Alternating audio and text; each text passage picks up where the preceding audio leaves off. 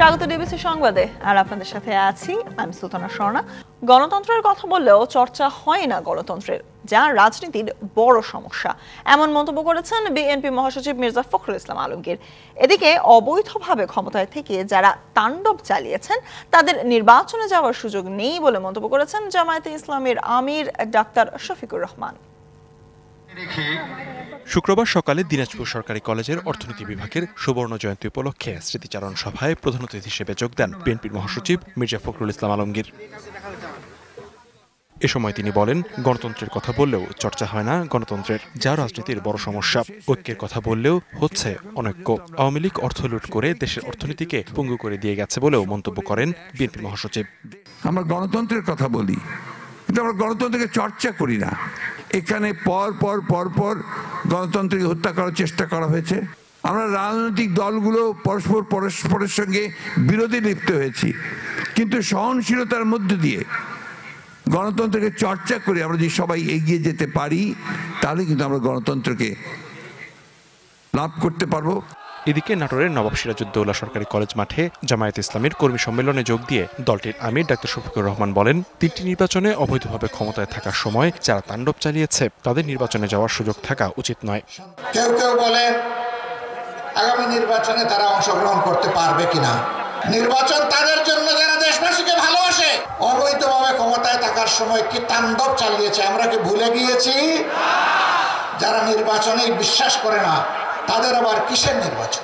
পরে জেলা পরিষদ মিলনায়তনে সুধী সমাবেশে যোগ দিয়ে জামায়াতের আমির বলেন, 53 বছর জাতির মাথার উপর কাঁঠাল ভেঙে খাওয়া হয়েছে, তবে তরুণ সমাজ জেগে ওঠায় সেই সুযোগ আর কেউ পাবে না। আমাদের এই জাতির মাথার উপরে 53 বছর কাঁঠাল ভেঙে খাওয়া হয়েছে। লিখনকান্তি ভৌমিক, ডিবিসি নিউজ ডেস্ক। আগামী 15 জানুয়ারির মধ্যে নির্বাচনের তারিখ ঘোষণার দাবি জানিয়েছে বাংলাদেশ কমিউনিস্ট পার্টি সিপিবি। 21 থেকে 27 জানুয়ারি গণতন্ত্র পুনরুদ্ধারে সারা দেশে পদযাত্রা কর্মসূচির ঘোষণাও দিয়েছে দলটি। শুক্রবার বিকেলে রাজধানীর সোহরাওয়ার্দী উদ্যানে সিপিবির সমাবেশ। এতে সারা দেশ থেকে আসা নেতাকর্মীরা যোগ দেন। অন্তর্বর্তী সরকার মানুষের মনের কথা বুঝে না, এমন অভিযোগ করে সিপিবির সাধারণ সম্পাদক রুহিন হোসেন প্রিন্স বলেন, তারা ছলে বলে কৌশলে ক্ষমতায় টিকে থাকতে চায়। তাই আগামী 15 জানুয়ারির মধ্যে নির্বাচনের তারিখ ঘোষণা করে নির্বাচিত সরকারের কাছে ক্ষমতা হস্তান্তরের দাবি জানান তিনি। অন্তর্বর্তীকালীন সরকার একটা আছে, আমরা একটু মজা করে বলি ওনার অন্তরের কথা বুঝতে পারছি না। বোঝা যাচ্ছে নানা ধরনের ছলে বলে কৌশলে ক্ষমতা দীর্ঘায়িত করতে চায়। ভোট জনগণ দিতে পারে না, বিক্ষুব্ধ ছিল, এই জন্য হাসিনাকে দেশ সেবা করা হয়েছে। আপনি যদি সংস্কারের ট্যাবলেটের কথা বলে জিনিসপত্রের দাম কমাইতে পারেন না, জনজীবনে শান্তি দিতে পারেন না, তাহলে আপনি তো একই ব্যবস্থা দিয়ে চলছেন। পতিত স্বৈরাচারের দোসররা এখনো ঘাপটি মেরে আছে জানিয়ে সিপিবির সভাপতি শাহ আলম বলেন, দেশের আইন শৃঙ্খলা পরিস্থিতি এখনো সরকারের নিয়ন্ত্রণে নেই। কোনো প্রতিষ্ঠিত রাজনৈতিক দল অন্তর্বর্তী সরকারকে বিব্রত করছে না। আইন শৃঙ্খলা পরিস্থিতি এখনো সরকারের নিয়ন্ত্রণে আসেনি। অতীতের স্বৈরাচারের ফ্যাসিস্ট কণ্ঠ এখনো শোনা যায়, যা আইনের শাসন এবং গণতন্ত্রের পথে বড় বাধা। এখানে কোনো প্রতিষ্ঠিত রাজনৈতিক দল সরকারকে বিব্রত করছে না। সমাবেশে আগামী 21 থেকে 27 জানুয়ারি গণতন্ত্র পুনরুদ্ধারে সারা দেশে পদযাত্রার ঘোষণা দেয় সিপিবি। পরে সমাবেশ থেকে লাল পতাকা মিছিল বের করা হয়। Kamrul Hasan, DBC news, Dhaka. শেখ হাসিনাকে ফেরতের বিষয়ে ভারতের এখনই কিছু বলার নেই, এই কথা জানিয়েছেন ভারতীয় পররাষ্ট্র মন্ত্রণালয়ের মুখপাত্র রণধীর জয়সওয়াল। শুক্রবার সাপ্তাহিক সংবাদ ব্রিফিংয়ে ভারতের পররাষ্ট্র মন্ত্রণালয়ের মুখপাত্র আরও বলেন, এই মুহূর্তে শেখ হাসিনার প্রত্যর্পণ বিষয়ে ভারত সরকারের কিছু যোগ করা নেই। এ সময় বাংলাদেশ থেকে অনুপ্রবেশের বিষয়ে দিল্লির ভারতের অবস্থান সম্পর্কে প্রশ্নের জবাবে জয়সওয়াল আরও বলেন, কেউ যদি অবৈধভাবে অভিবাসনের পথ বেছে নেয় তাহলে নিরাপত্তা বাহিনী তাদের বিরুদ্ধে অবশ্যই ব্যবস্থা নেবে। এছাড়াও সাবেক ইসকন নেতা চিন্ময় কৃষ্ণ দাস ন্যায় বিচার পাবেন বলেও প্রত্যাশার কথা জানান জয়সওয়াল।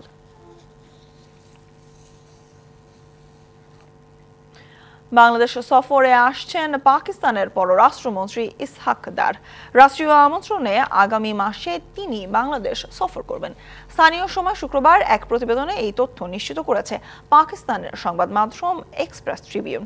সংবাদ মাধ্যমটি বলছে, 2012 সালে হিনা রব্বানী খান পর পাকিস্তানের কোনো পররাষ্ট্রমন্ত্রীর এটি প্রথম বাংলাদেশ সফর হতে চলেছে। এর আগে বৃহস্পতিবার এক সংবাদ সম্মেলনে পাকিস্তানের পররাষ্ট্রমন্ত্রী বলেন, বাংলাদেশের পররাষ্ট্র উপদেষ্টা তৌহিদ হোসেনের আমন্ত্রণে ফেব্রুয়ারি মাসে তিনি ঢাকা সফর করবেন। এছাড়া বাংলাদেশের অন্তর্বর্তী সরকারের প্রধান উপদেষ্টা ডক্টর ইউনূস ইসলামাবাদ সফরের আমন্ত্রণও গ্রহণ করেছেন বলেও নিশ্চিত করেছেন তিনি। একই সাথে ঢাকাকে সব ধরনের সহায়তা দেওয়ারও নিশ্চয়তা দেন তিনি। বিক্ষোভ ও আলটিমেটামের মুখে ডাকসু নির্বাচন দেওয়ার কথা জানালেন ঢাকা বিশ্ববিদ্যালয়ের উপাচার্য অধ্যাপক ডক্টর নিয়াজ আহমেদ খান। বলেন, ডাকসু নির্বাচন নিয়ে আন্তরিক বিশ্ববিদ্যালয় কর্তৃপক্ষ, সাধারণ শিক্ষার্থী সহ সব ছাত্র সংগঠনের সাথে আলোচনা করে এই নির্বাচনের রোড ম্যাপ তৈরি করা হবে বলেও জানান উপাচার্য। এদিকে ডাকসু নির্বাচন ঘিরে ছাত্র দলকে নিয়ে অপপ্রচার চলছে বলে জানিয়েছে সংগঠনটি। বৃহস্পতিবার রাতে ঢাকা বিশ্ববিদ্যালয়ের কেন্দ্রীয় ছাত্র সংসদ ডাকসু নির্বাচনে রোডম্যাপ দেওয়ার দাবিতে বিক্ষোভ করে শিক্ষার্থীরা। উপাচার্যের বাসভবনের সামনে অবস্থান নিয়ে 72 ঘন্টার মধ্যে নির্বাচনের রোডম্যাপ ঘোষণার আলটিমেটাম দেয় বৈষম্য বিরোধী ছাত্র আন্দোলন। গভীর রাতে ডাকসু নির্বাচন ঘিরে ছাত্রদলকে নিয়ে অপপ্রচার চলছে দাবি করে একটি বিবৃতি দেয় ছাত্রদল। এতে বলা হয়, ছাত্রদল ডাকসু নির্বাচন চায় না, এমন বিভ্রান্তিকর তথ্য প্রচার করা হচ্ছে। ডাকসু সংস্কারের পাশাপাশি নির্বাচন চায় বলেও জানায় সংগঠনটি। শুক্রবার সকালে আইভিএর এক আয়োজনে যোগ দেন ঢাকা বিশ্ববিদ্যালয়ের উপাচার্য। এ সময় তিনি জানান, ডাকসু নির্বাচনের বিষয়ে আন্তরিক বিশ্ববিদ্যালয় প্রশাসন। ডাকসু নির্বাচনের ব্যাপারে আমরা অত্যন্ত আন্তরিক, তবে আমরা চাই যে সবার মধ্যে মোটামুটি একদম ঐক্যমত না হোক, কিন্তু একটু ব্রড বেসড, যাতে একরকম সমঝোতা হয়, একটা চুক্তির মতো হয়। সবাইকে নিয়ে আমরা করতে চাই এই নির্বাচনটি উৎসবমুখর পরিবেশে। আলোচনার ভিত্তিতে ডাকসু নির্বাচনের রোডম্যাপ তৈরির কথাও জানান উপাচার্য। সবার বহুদিন পর একটি মুক্ত পরিবেশে এই সুযোগটি তৈরি হয়েছে। আমরা চাই যে এই কাজটি যতদূর সম্ভব সবাইকে নিয়ে নিখুঁতভাবে করতে। তিনি আরও জানান, বিশ্ববিদ্যালয়ের বর্তমান মুক্ত পরিবেশকে কাজে লাগিয়ে উৎসব মুখর পরিবেশে ডাকসু নির্বাচন আয়োজন করতে চান। Rakib Hossain, DBC news.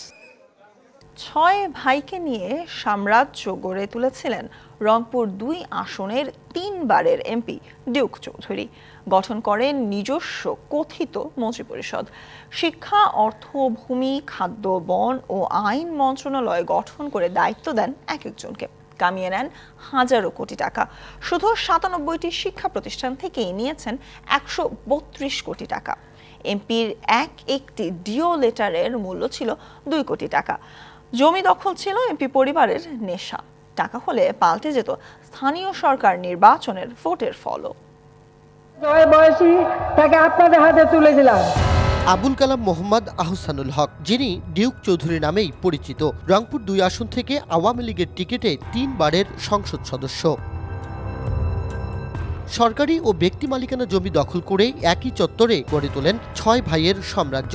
নাম দেন চৌধুরী পরিবার। 3 ভাই জনপ্রতিনিধি, 2 জন ঠিকাদার ও 1 জন ব্যবসায়ী। মূলত এই ভাই ভাগ্নে আর আস্থাভাজনদের নিয়ে ডিউক চৌধুরী সৃষ্টি করেন কথিত 6 মন্ত্রণালয়। এমপির ভাগ্নে এলাকায় শিক্ষামন্ত্রী খ্যাত হেলাল মাস্টারের মাধ্যমে নিয়োগ, বাণিজ্য, শিক্ষা প্রতিষ্ঠানের ভবন বরাদ্দে কমিশন, স্কুল কমিটির সভাপতি নিয়োগ ও ল্যাব নির্মাণের নামে কামিয়েছেন শত কোটি টাকা। এছাড়া গ্রামীণ অবকাঠামো উন্নয়নের বরাদ্দ লুটপাট, ইউনিয়ন পরিষদ থেকে অর্থ আদায় এবং চাঁদার টাকা উঠানোর দায়িত্বে ছিলেন কথিত অর্থমন্ত্রী, জেলা পরিষদের সাবেক সদস্য মমতাজ উদ্দিন। আমাদের এক্স এমপি যিনি ছিল, ওনার পিএসও স্কুল কলেজের সভাপতি ছিল এবং ওনার ভাইয়েরা দেখা যাচ্ছে আপনার 4-5টা প্রতিষ্ঠানের সভাপতি, এবং সব নিয়োগ হইতো তাদের হাত ধরে। চাচাতো ভাই পৌর মেয়র টুটুল চৌধুরীর একচ্ছত্র আধিপত্য ছিল প্রশাসনে। বাড়িতেই চালাতেন থানার কার্যক্রম। কেউ মতের বিরুদ্ধে গেলেই দেয়া হতো মিথ্যে মামলা। অকথ্য নির্যাতন চালাতো ডিউক চৌধুরীর পেটোয়া বাহিনী। এলাকায় বিচার সালিসের নামে প্রহসন চালাতেন আর এক চাচাতো ভাই লিটন চৌধুরী। আর জমি দখল, টেন্ডারবাজি, ঠিকাদারি ও ব্যবসায়ী সিন্ডিকেটের হোতা ছিলেন লিঙ্কন চৌধুরী। এছাড়া খাদ্য ও বন মন্ত্রী খ্যাত পলিন চৌধুরী নিয়ন্ত্রণ করতেন এলএসডি গোডাউন, সরকারি জলাশয় দখল, লিজ, সড়কের গাছ কর্তন, solar panel, TCB, OMS dealership নিয়োগ সহ স্থানীয় হাট বাজার। টেন্ডারবাজি থেকে শুরু করে নিয়োগ বাণিজ্য, এমনকি ওএমএস, টিসিবির মতো যে ডিলারশিপগুলো আছে সেগুলো পর্যন্ত তারা নিজেদের মনোপুত মানুষকে দিয়েছিল এবং তাদের কাছে মাসিকভাবে তারা একটা চাঁদা নিত। এমপির মদতে বালু সিন্ডিকেট নিয়ন্ত্রণ করতেন সাবেক উপজেলা চেয়ারম্যান ফজলে রাব্বি সুইট। প্রশাসনকে কুক্ষিগত করে স্থানীয় সরকার নির্বাচনে ভোটের ফল পাল্টে দিতেন ডিউক চৌধুরী। আমার নাগরিহাট থেকে ধলাইঘাট পর্যন্ত গোটাল নদীর বালুগুলো তারা নিয়ে এনেছে, সমস্ত রাস্তাঘাটের একের গাছটা সব উজাড় করে তারা খেয়েছে। তারা দলীয় প্রভাব দেখিয়ে আমার ইউনিয়নে আমি বিজয় ঘোষণা হওয়ার পরেও আমার ইউনিয়নে 5টা সেন্টারে গোলাগুলি করে আমার জয়টাকে ছিনিয়ে এনেছে। ক্ষমতার প্রভাবে মৃত বাবাকেও মুক্তিযোদ্ধার তালিকাভুক্ত করেন সাবেক এই এমপি। ডিও লেটারের জন্য নিতেন মোটা অঙ্কের টাকা। 3 কোটি টাকায় বদরগঞ্জ বালিকা বিদ্যালয় ও 2 কোটি টাকায় ডিগ্রি কলেজকে সরকারি করার ডিও লেটার দেন। তখন এমপি এসে তার বাসায় আমাকে ডাক দিলেন, বললেন যে দেখেন, যদি আপনি 2 কোটি টাকা আমাকে দেন এই ডিও লেটারের মূল্য, তাহলে আমি আপনার ওই কলেজ বাদ দিয়ে আপনার কলেজটাকে সরকারি আওতায় নিয়ে আসবো। রাজনৈতিক পট পরিবর্তনের পর নিরুদ্দেশ ডিউক চৌধুরী ও তার ভাইরা। যতগুলো অবকাঠামো আপনারা দেখতেছেন বিগত সাংসদের হাত দিয়ে কিন্তু আমি উন্নয়নটা করেছি। এই কারণে আমাকে যতটুকু সময় ওনার সাথে থাকার দরকার ছিল আমি ততটুকু সময় ছিলাম। বদরগঞ্জ তারাগঞ্জ উপজেলার প্রতিটি দপ্তরে একক আধিপত্য বিস্তার করে হাজার হাজার কোটি টাকার মালিক ডিউক চৌধুরী। তবে এলাকায় তার দৃশ্যমান কোনো সম্পদ নেই। ঢাকা সহ পদ্মা সেতু এলাকায় সম্পদ করার পাশাপাশি শ্যালক ও শেলিকার স্বামী ব্যাংক কর্মকর্তার কাছে নগদ টাকা গচ্ছিত রেখেছেন বলে জনশ্রুতি রয়েছে। হলফনামা অনুযায়ী 10 বছরের ডিউক চৌধুরীর বার্ষিক আয় 2,29,000 থেকে বেড়ে হয়েছে 24,41,000 টাকা। স্থাবর সম্পত্তি দেখিয়েছেন মাত্র 70,000 টাকা, আর 4.5 লাখ টাকার অস্থাবর সম্পত্তি হয়েছে 1.5 কোটি টাকা। ডিউকের স্ত্রী গৃহিণী হলেও বেড়েছে তার সম্পদ। দুর্নীতির যথাযথ তদন্ত করে ডিউকের কঠোর বিচারের দাবি সুশাসনের জন্য নাগরিকের। আজকে যারা দুর্নীতি করে ফুলে ফেপে সমাজে সম্পদশালী বিত্তশালী হয়েছে তাদের বিরুদ্ধে কিন্তু অবশ্যই ব্যবস্থা নেওয়া দরকার।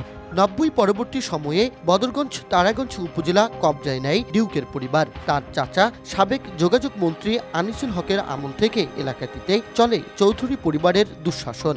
আওয়ামী লীগ সরকার পতনের পর বিক্ষুব্ধ জনতা গুড়িয়ে দিয়েছে তাদের সাম্রাজ্য। Majed Masud, DBC news, Rangpur. পৌষের শীতের দাপটে কাবু সারা দেশ। রংপুর বিভাগ সহ শুক্রবার দেশের 13 জেলায় বইছে মৃদু শৈত্যপ্রবাহ।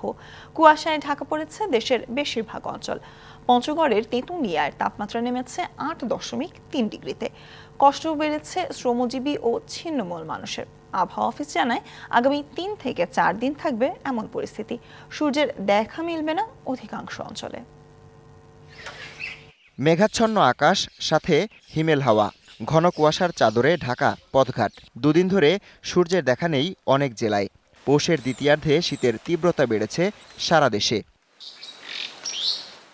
মৃদু শৈত্যপ্রবাহের কবলে রংপুর বিভাগ এবং রাজশাহী, পাবনা, বগুড়া, নওগাঁ ও কুষ্টিয়া জেলা। শুক্রবার সকালে দেশের সর্বনিম্ন তাপমাত্রা 8.3 ডিগ্রি সেলসিয়াস রেকর্ড করা হয় পঞ্চগড়ের তেঁতুলিয়ায়। হিমেল বাতাস বাড়িয়েছে শীতের দাপট। খড়কুটোর আগুনে শীত নিবারণের চেষ্টায় অনেকে। খুব শীত, কুয়াশা, তারপরে আমাদেরকে কষ্ট করে বালু তুলতে হয়। শীতের জন্য হাত পা কোকড়া হয়ে যাচ্ছে। মৃদু শৈত্যপ্রবাহ আর ঘন কুয়াশায় নাকাল ঠাকুরগাঁও এবং কুড়িগ্রামের জনজীবন। দুর্ঘটনা এড়াতে হেডলাইট জ্বালিয়ে চলাচল করছে যানবাহন। তীব্র শীতেও ঘরে থাকার উপায় নেই কৃষকের। কষ্ট হলেও চলছে ফসলের পরিচর্যা। খুব কুয়াশা, আমাদের আলু বিরাট ধরার চিন্তা ভাবনা বিরাট ধরতেছি। কাগজ খবর নাই, মানুষের অভাব, বর্তমান কাজ কামাই খুব কম।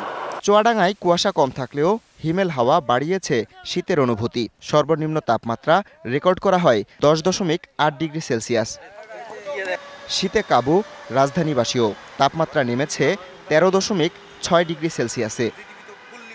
আবহাওয়া অফিস বলছে শীতল আবহাওয়া থাকবে আরও 3-4 দিন। দেশের বেশিরভাগ অঞ্চলে দেখা মিলবে না সূর্যের। দিন এবং রাত মানুষ কিন্তু একই তাপমাত্রার মধ্যে যাইতে হচ্ছে এবং এর জন্য কিন্তু মানুষের মধ্যে একটা তীব্র শীতের অনুভূতি দেখা দিয়েছে এবং এই অবস্থা কিন্তু সারা দেশে কম বেশি। কুয়াশার যে ব্যাপারটা আমরা এখন পর্যন্ত যেটা দেখছি সেটা আগামী কবে ৭ তারিখ পর্যন্ত কম বেশি কুয়াশাটা থাকবে। এছাড়া চলতি মাসে আরও 2 থেকে 3টি শৈত্যপ্রবাহেরও আভাস দিয়েছে আবহাওয়া অধিদপ্তর। Habibur Rahman, DBC news desk.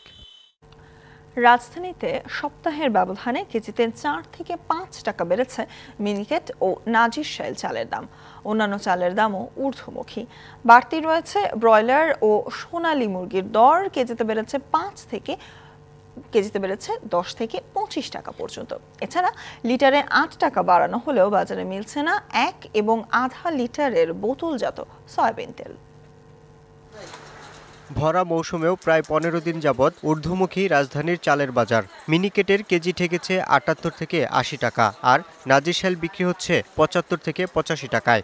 গত সপ্তাহে নিয়েছি মিনিকেট যেটা 3600 টাকা, কালকে নিয়েছি ওইটা আমি 4000 টাকা। 15 দিন আগে আপনার 25 কেজির বস্তা 1750 টাকা, আজকে 1980 টাকা চাইতেছে।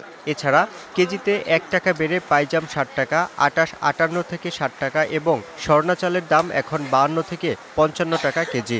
আর আটাশ আছে আপনার কমের মধ্যে 55-56 কিনা, ওগুলো আপনার 58, আর যেগুলো আপনার 57-58 ওগুলো আপনার 60। গত এক সপ্তাহে প্রতি কেজি চালে বাড়ছে 6 টাকা, আর যদি গত 15 দিনকে হিসাব করে প্রতি কেজি চালে বাড়ছে 10 টাকা করে। আরও বেড়েছে ব্রয়লার মুরগির দাম, বিক্রি হচ্ছে 210 থেকে 220 টাকা কেজি, আর 20 থেকে 25 টাকা বেড়ে সোনালী মুরগির কেজি 340 থেকে 350 টাকা। মুরগির বাজারে আপনি বর্তমানে গত সপ্তাহের তুলনায় এই সপ্তাহটা একটু বেশি। সব কিছু মিলে আপনি ব্রয়লার মুরগিটা আপনার কেজিতে 10 টাকা 15 টাকা বাড়ছে। সরকারের সিদ্ধান্ত অনুযায়ী লিটারে 8 টাকা বাড়লেও এখনও স্বাভাবিক হয়নি বোতলজাত সয়াবিন তেলের সরবরাহ। 1 লিটার এবং আধা লিটারের বোতলের সরবরাহ একেবারেই কম, তবে মিলছে 2 ও 5 লিটারের বোতল। ছোট তেলটা একটু সংকট, এখনো সংকট। ছোট তেলটা 1 লিটার হাফ লিটার, যারা মেসে থাকে বেচানা তারা তো হাফ লিটার 1 লিটার নিয়ে থাকে। নিত্যপণ্যের দাম সহনীয় পর্যায়ে আনতে আরও কঠোর পদক্ষেপ চান ক্রেতারা। আমাদের মধ্যবিত্ত যারা, তারাই হিমশিম খাই কিনতে অনেকদিন আগে থেকে। প্রত্যেকটা জিনিসের দাম এখন পর্যন্ত বেশি, এই জিনিসটা মনিটরিং করা দরকার। কিছুটা স্বস্তি মিলছে মাছ এবং সবজির বাজারে। Yusuf Rana, DBC news, Dhaka. গণ অভ্যুত্থানের দেয়ালের ভাষাকে রাজনীতিবিদরা গুরুত্ব দিচ্ছে না বলে অভিযোগ করেছেন অধ্যাপক আনু মোহাম্মদ। তিনি আরও বলেন, গণ অভ্যুত্থান পরবর্তী রাজনৈতিক নেতাকর্মী যারা নতুন দলের স্বপ্ন দেখছেন তাদের সবাই বিষয়টি এড়িয়ে যাচ্ছেন। শুক্রবার সন্ধ্যায় বাংলা একাডেমির শামসুর রহমান হলে সংস্কৃতি বাংলার আয়োজনে অসম্ভবের অনুভবে শিরোনামের কবিতা উৎসবে তিনি আরও বলেন, 24-এর গণ অভ্যুত্থানে সাধারণ ছাত্র জনতার আকাঙ্ক্ষা লেখা হয়েছে শহরের অলিগলিতে। এই লেখাগুলো বৈষম্য বিরোধী আন্দোলনে উৎসাহ ও প্রেরণা দিয়েছে, কিন্তু বিপ্লব পরবর্তী সময়ে এগুলো ভুলতে বসেছে সবাই। তিনি আরও জানান, যারা স্বৈরাচারের সমর্থন দিয়েছে তাদের কারণেই সাহিত্য সংস্কৃতি শিক্ষায় সংকট তৈরি হয়েছে। এ পর্যায়ে দেখবেন এক্সপো গ্রুপের সৌজন্যে জুলাই আগস্ট গণ অভ্যুত্থানে শহীদদের পরিবারের চিত্র নিয়ে বিশেষ রিপোর্ট জুলাই ক্ষত।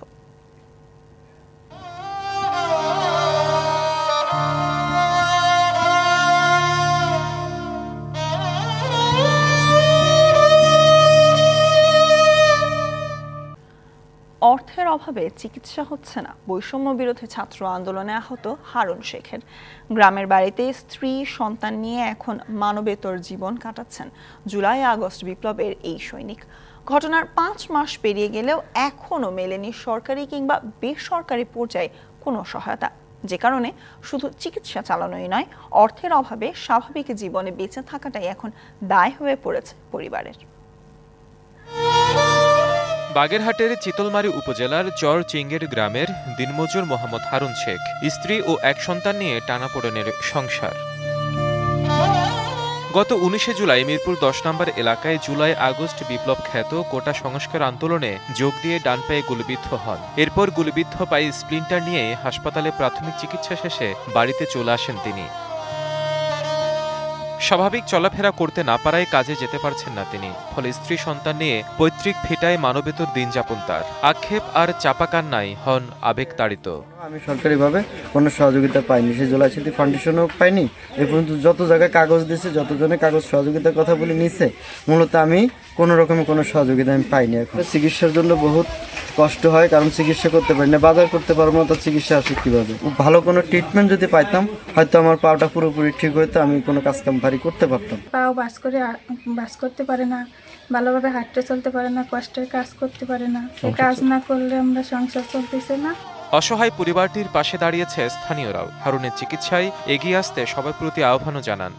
তার অর্থ সম্পদ নাই, শুধু বাড়ির জায়গাটুকুই আছে, দিন মজুরি করে খায়, কোনো সহযোগিতা পায় তার জন্য উপকার হবে। প্রধান উপদেষ্টা সহ আসিফ মাহমুদ, সজীব ভুঁইয়া এবং নাহিদ ইসলামের কাছে সদয় অনুরোধ জানাচ্ছি, যাতে করে আমার এই ভাইটা তার পরিবার নিয়ে সামনের দিকে আগায় যেতে পারে, উন্নত চিকিৎসা পেতে পারে। সমাজের বিত্তবানদের পাশাপাশি প্রশাসনের আর্থিক সহযোগিতায় সুচিকিৎসায় শুধু হারুনই উঠে দাঁড়াবে না, হাসবে বাংলাদেশও, এমন প্রত্যাশা সবার। DBC news desk. রাঙামাটির বন্দুক ভাঙা রেঞ্জে সন্ত্রাসী সংগঠন ইউপিডিএফ এর 2টি ক্যাম্পের সন্ধান পেয়েছে সেনাবাহিনী।